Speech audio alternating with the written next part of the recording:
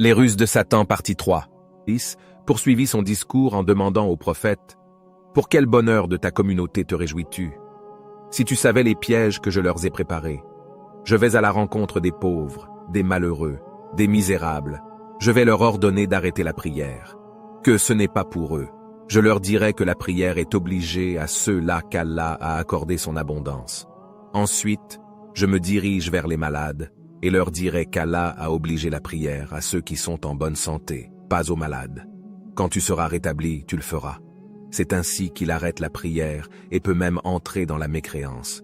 Ensuite, Satan dit « Ô Mohammed, si je mens, demande donc à Allah de me réduire en cendres. Sache que tu ne dois pas te réjouir, car j'ai fait égarer un 6e de ta religion. » Le messager d'Allah lui pose des courtes questions en disant « Oh le maudit, près de qui aimes-tu t'asseoir ?»« L'homme qui mange l'intérêt, » répliqua Iblis. « Et ton compagnon ?»« Le fornicateur. » Répondit Iblis. « Avec qui tu habites ?»« L'ivrogne. Qui est ton invité ?» Le voleur, répliqua Iblis. « Et ton émissaire ?» Le sorcier. « Quelle est la pupille de ton œil ?» L'homme qui jure constamment par la réputation de sa femme. « Qui est ton amoureux ?» L'homme qui abandonne la prière du vendredi. Quoi donc peut te briser le cœur? Le hennissement des chevaux qui participent au djihad, guerre sainte, répliqua Iblis. Qu'est-ce qui te fait fondre le corps? Le pécheur qui se repent à Dieu. Qu'est-ce qui te brûle la foi? Iblis répondit, l'effet d'entendre jour et nuit le istighfar des gens qui demandent à leur pardonner leurs péchés. Cela me rend malade. Que te fait rougir le visage? Iblis répliqua, l'aumône qui se donne en secret. Qu'est-ce qui te rend aveugle? Prier la nuit, répliqua Iblis. Qu'est-ce qui te rend plus méprisé, rabaissé? C'est la prière des fidèles en groupe, répondit Iblis. Le prophète changea de sujet et lui demanda, qui est pour toi l'homme le plus heureux? Demanda le prophète. Celui qui a volontairement abonné sa prière, répliqua Iblis. Et le plus malheureux? Demanda le prophète. Les avares, répliqua Iblis. Quoi donc peut te détourner de ton activité? Les rappels des savants dans les assistes et dans les mosquées, répondit Satan. Comment manges-tu? Avec les doigts de ma main gauche, répliqua Iblis. Où fais-tu réfugier tes enfants quand il fait très chaud? Dans les ombres des ongles des gens qui poussent, répondit Iblis. Qu'as-tu demandé à Allah? Je l'ai demandé 10 choses. Je l'ai demandé de m'associer au bien des fils d'Adam, et il m'a accordé cela.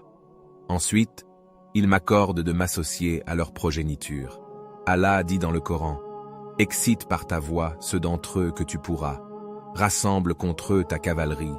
Associe-toi à eux dans leurs biens et leurs enfants et fais-les des promesses. Or, le diable ne leur des promesses qu'en tromperie. Je lui ai demandé de manger de tout bien qui ne sera pas purifié par l'aumône légale, et de manger à toute nourriture à laquelle l'illicite et l'intérêt qui est riba ont été mêlés, et à toute chose que le nom d'Allah ne serait pas prononcé, et à tout homme qui couchera avec sa femme et qui ne va pas chercher le refuge contre moi en invoquant le nom d'Allah. Je m'associerai avec lui en même temps, et si l'enfant né dans ce rapport me sera soumis. Toute personne qui sorte pour accomplir un acte qui n'est pas licite, je lui tiens compagnie. J'ai demandé à Allah de m'affecter une demeure, et il m'a créé le hammam. Je l'ai demandé un temple, et il a créé les marchés. Je l'ai demandé un livre saint, et il m'a créé la poésie et la chanson. Je l'ai demandé des compagnons, il m'a donné des ivrognes. Je lui ai demandé un appel à ma prière, il m'a créé cornemuse. Je l'ai demandé un secrétaire, il m'a donné les gens qui régnent le destin d'Allah, et ils disent que ce n'est pas de la faute du serviteur, mais c'est Allah qui a fait agir ainsi. Je lui ai demandé des frères, il m'a donné les gaspilleurs et les faiseurs de mauvaises choses. J'ai demandé à Allah que les humains, mais qu'ils ne me voient pas, il m'a accordé. Je souhaitais entrer dans leurs veines, cela m'a été également accordé. Je circule où je désire, et je me réjouis pour cela. Je voudrais aussi ajouter que ceux qui seront avec moi sont plus nombreux que la tienne. Ainsi donc, jusqu'à la fin des temps, la majorité seront avec moi. Le Satan poursuivit son discours en disant « J'ai un fils qui se nomme Athéma. Lui, il est chargé d'un serviteur qui se couche avant la prière de Isha. Il urine dans son oreille. Si c'était pas lui, tout le monde allait accomplir la prière avant de se coucher. Il y aura un autre qui s'appelle Mutakadi. Son devoir est de dévoiler les bonnes actions faites en secret, et s'il parvient à le dévoiler, et si la personne se réjouit pour cela, Allah lui retire les 99 mérites et lui donne seulement un. J'ai un autre fils qui s'appelle Kuhaug. Son devoir est de détourner les regards des gens qui apprennent la science pour les déconcentrer et leur occuper avec d'autres choses. Sais-tu quand une femme se promène, il y a un diable qui la suivre et la rend belle pour ceux qui la regardent. Une fois la femme commence à se montrer devant les hommes, ce dernier déchire d'elle la voile de la honte, et elle se met dans tout état pour séduire les gens. Ô Mohammed, sache que je n'ai aucune autorité sur les gens pour les forcer à désobéir. Je fais juste le waswas et j'embellis pour eux, les choses tout simplement, car si j'avais la possibilité et le pouvoir d'égarer, j'aurais fait égarer tout le monde sur la surface de la terre. Mais je n'ai aucun pouvoir.